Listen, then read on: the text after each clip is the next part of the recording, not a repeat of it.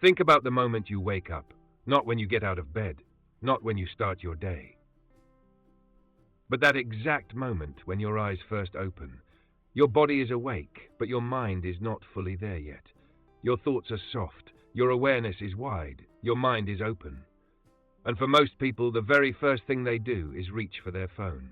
This isn't because people are weak, and it isn't because they lack discipline. It's because these systems were designed this way. Every scroll, every tap, every pause is measured, tracked, studied. Companies spend enormous amounts of money to understand one thing: what captures your attention. Because attention is the most valuable currency of the modern world. And when you give it away first thing in the morning, you give it away at the most sensitive moment of your day. Most people don't realize this. The human brain does not operate in a single state. Throughout the day, your brain moves through different modes. There are 4 primary brainwave states. One of them is called beta. This is the state you're in right now: alert, analytical, focused on the outside world. Another is delta. This is deep sleep, no awareness, no conscious thought. But the most important states are the ones in between: alpha and theta. Theta is the state you enter just before falling asleep. Logic slows down, imagination becomes stronger, ideas begin to flow. This is why your best ideas often arrive at night. This is why solutions appear in the shower. Your brain has slipped into theta. Alpha is different.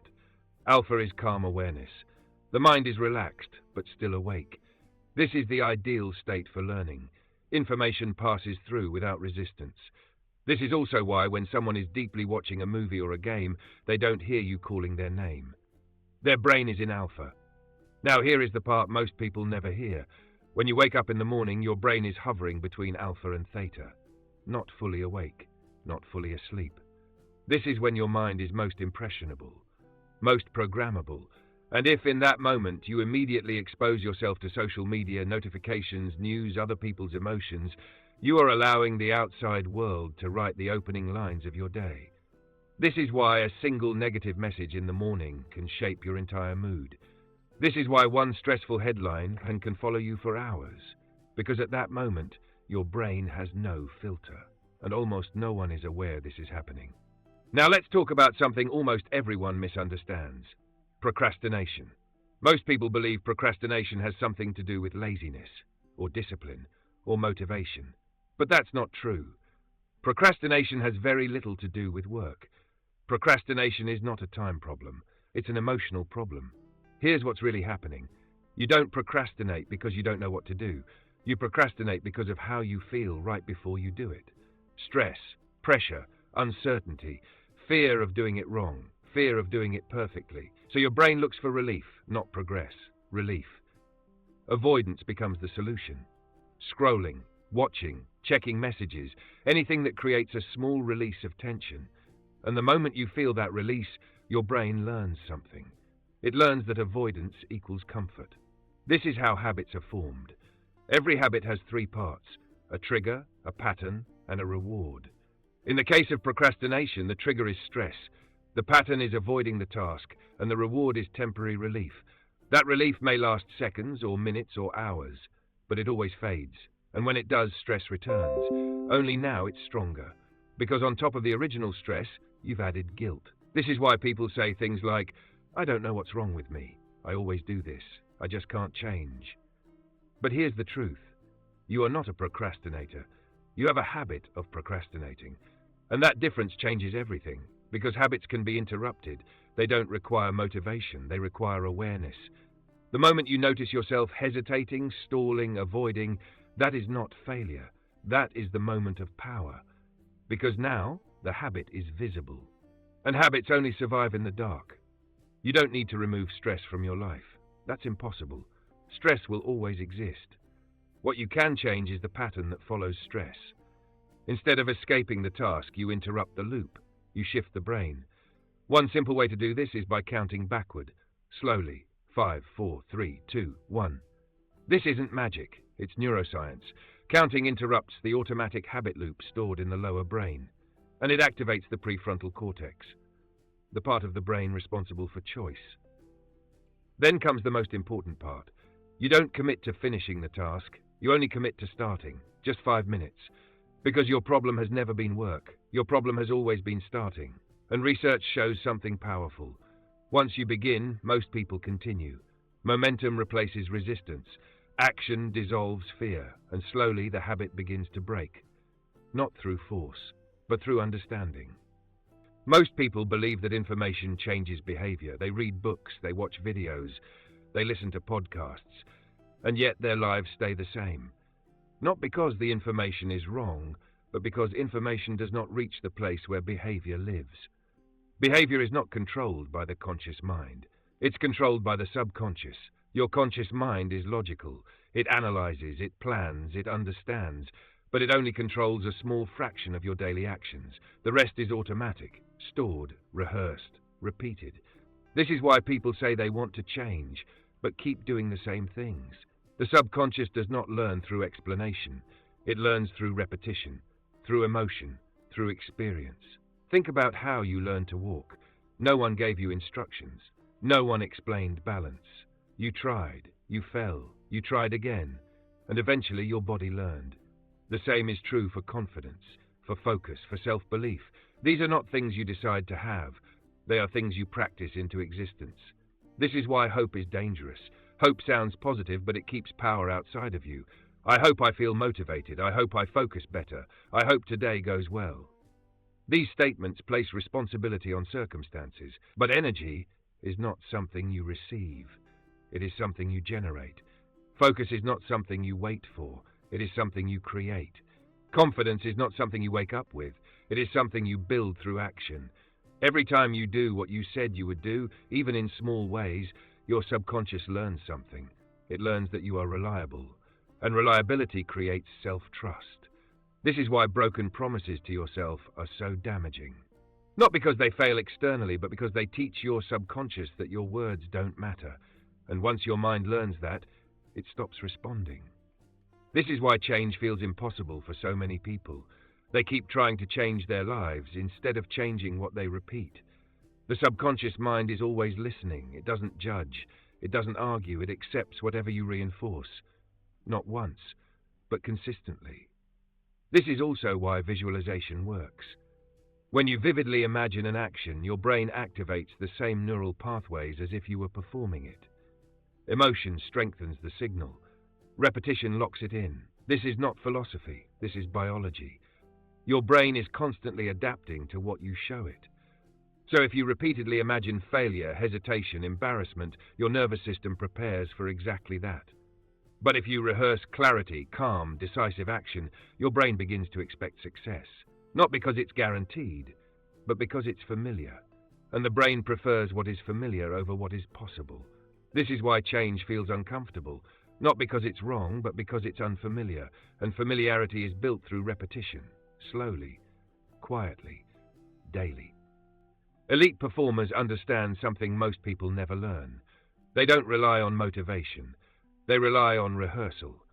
Not just physical rehearsal, but mental rehearsal, because the brain doesn't fully distinguish between what is vividly imagined and what is physically experienced. When you visualize an action with clarity and emotion, your nervous system responds as if it's real. This is why athletes practice in their minds. Before a competition, they don't only train their bodies, they see the movement. They feel the timing. They imagine the outcome. And when the moment arrives, their body follows a familiar path. Not because it's easy, but because it's known. There was an experiment once with basketball players. They were divided into 3 groups. The first group practiced shooting every day. The second group never touched a basketball. They only visualized successful shots. The third group did nothing. After several weeks, the results were measured.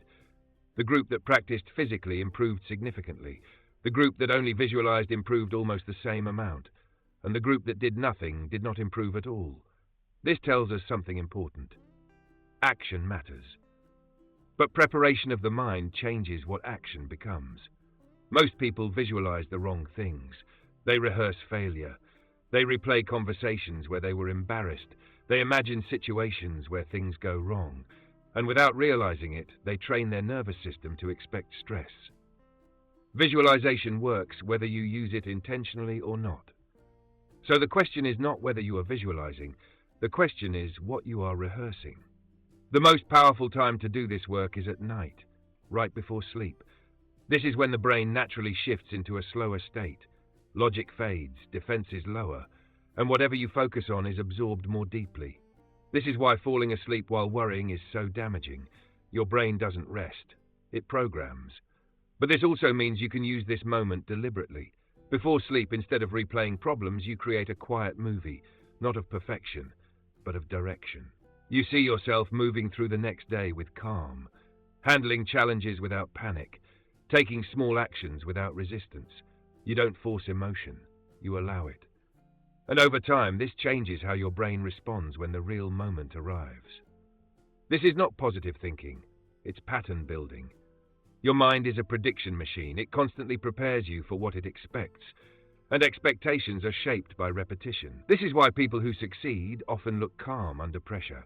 They've been there before, even if only in their mind. Your mind is shaped long before you realize it, not by big decisions, but by small rituals. What you do in the first moments of the day and the last moments at night quietly defines your direction. Most people wake up and immediately react. Messages, notifications, other people's priorities. They become thermometers. They adjust themselves to the temperature of the environment. But there is another way to live. You can become a thermostat. A thermostat doesn't react. It decides. It sets the condition and lets the environment respond. Your mornings are where this choice begins.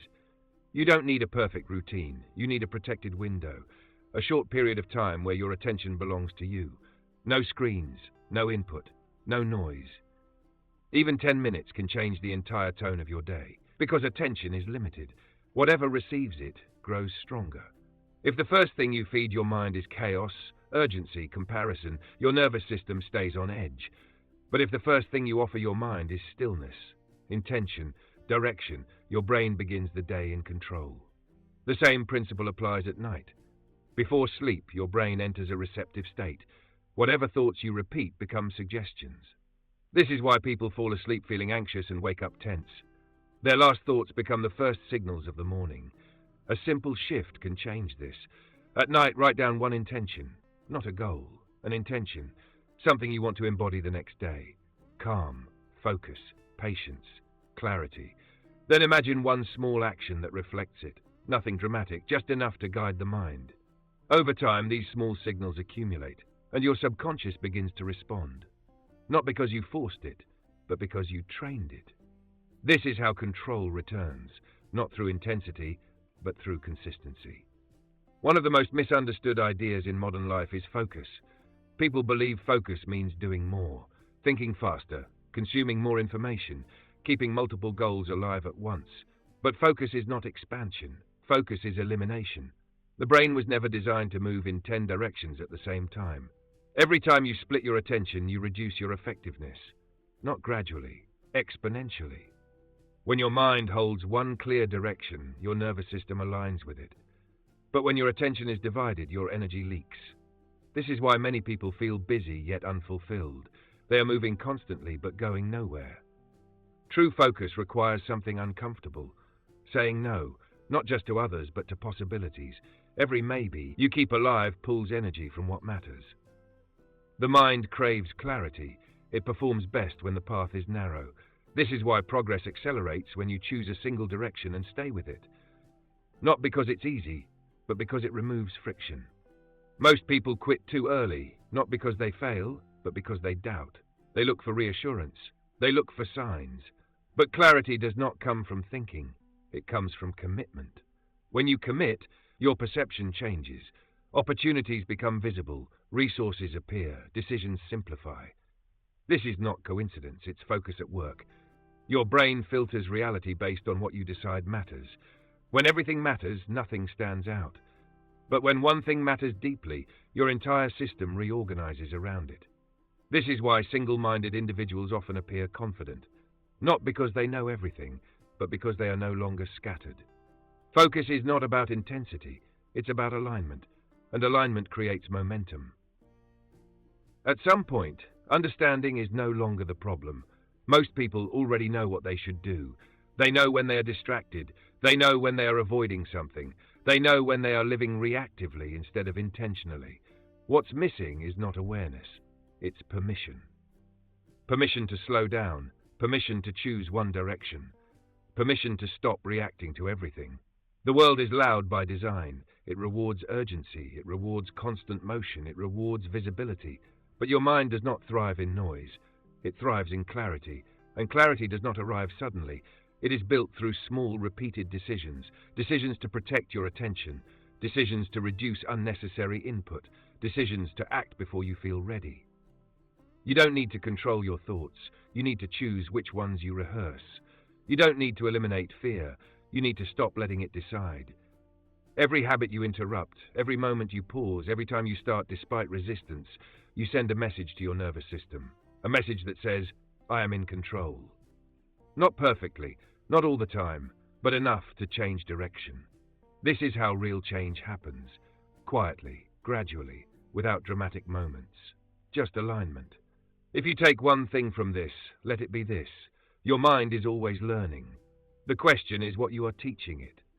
Teach it calm, teach it clarity, teach it consistency, and over time your life will reflect that training, not because you forced it, but because you became intentional. And that is where everything begins.